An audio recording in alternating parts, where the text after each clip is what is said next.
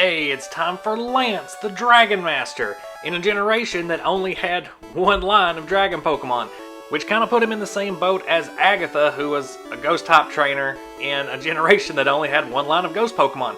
In Gold, Silver, and Crystal, it's pretty apparent that he is a master of Flying-type Pokemon, but for the sake of this trainer class theme deck, we will be sticking to his team from Red, Blue, and Yellow, which, oh man, just look at those movesets. When it comes to converting this team to the TCG, you all know that Fossil Dragonite is pretty tough to use. If you do want to make it work in a deck, you basically have to build the entire deck around a scenario where Step In becomes useful. So if you do want to see that, check out the Smelly Dragons video I did. Gyarados, on the other hand, fantastic card, very easy and straightforward to use. Unfortunately, Aerodactyl is pretty counterproductive to this deck. I did try a couple different builds that did include Aerodactyl, but even if you save it for late game, or even playing it as soon as you have your Gyarados and your Dragonites down, your opponent has also evolved all of the Pokemon that they want to, so Aerodactyl's power isn't going to help you at all, and it's not a great attacker. You're better off attacking with Gyarados for 3 energy than Aerodactyl. Even without Aerodactyl, we still have some pretty good Lance representation with Dragonair, Dragonite, and Gyarados. So let's look at the deck build.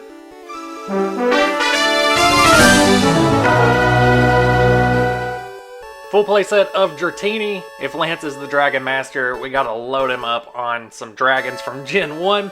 Dratini has a psychic resistance for whatever reason, so that's gonna come in handy against Agatha and the Jugglers.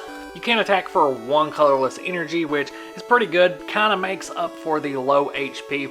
Because of that low HP, you are going to want to evolve into Dragonair as quickly as possible, and you can attack on turn 2 with Dragonair because we do have a full playset of double colorless in here. Hyper Beam is where you really want to place those energies though, because that's basically an extra energy removal that you can use over and over. The trick is just keeping 4 energy on Dragonair to actually use Hyper Beam over and over again.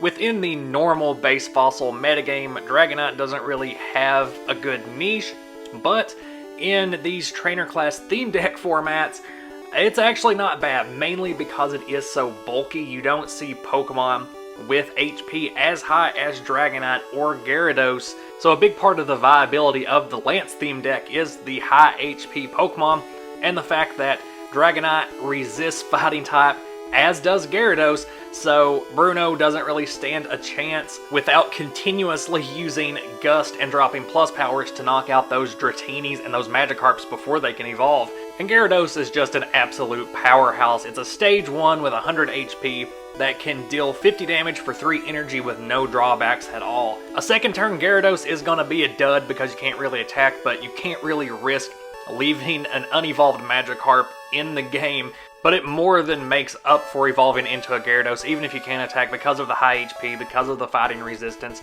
Overall, we're going to have a 4-3-2 line of the Dragonite and a 3-2 line of Gyarados. Gyarados and Dragonair are going to be your primary attackers, and Dragonite is really going to be more of a resource. It's going to be good for sponging damage after you use Step In, and Step In's going to be very useful for if you do have a Gyarados that's got a bunch of damage counters on it. It's probably going to get knocked out next turn.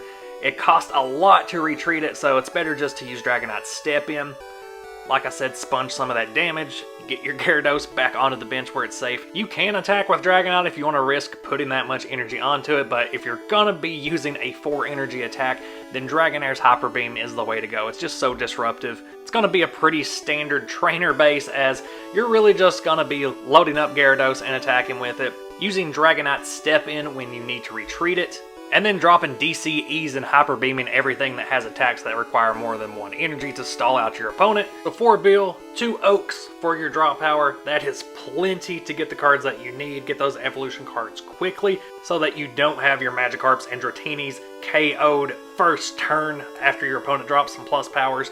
Full playset of plus power in this deck to make those Hyper Beams hit just a little bit harder, and to help with Gyarados' Dragon Rage, as it is going to fall just short of completely OHKOing some basics that have 60 or 70 HP. Full playset of energy removal to go alongside those Hyper Beams.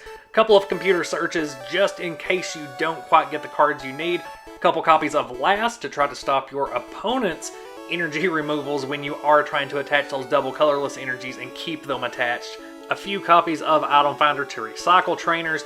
3 copies of Switch, because you do have Dragonite Step In, that's like a backup switch for you, but if you do have, say, a Gyarados as your active, and you want to attack with it, but you've got some kind of special condition on it, you can use Dragonite Step In to switch with that Gyarados, get it on the bench, and then play the Switch Trainer card to just swap them right back out without having to spend any energy on retreating. So that's just a nice little combo to have available to get out of those types of situations. And then a full playset of Gust of Wind, because that's going to be a huge way to get Okos, is by pulling out those lower HP basic Pokemon that your opponent may have and hitting them with a Dragon Rage. If not that, then pulling a Pokemon off of the bench that your opponent has started attaching energies to instead of your active. A lot of times you'll get in that situation where your opponent is just going to sacrifice their active and start setting up something else on their bench.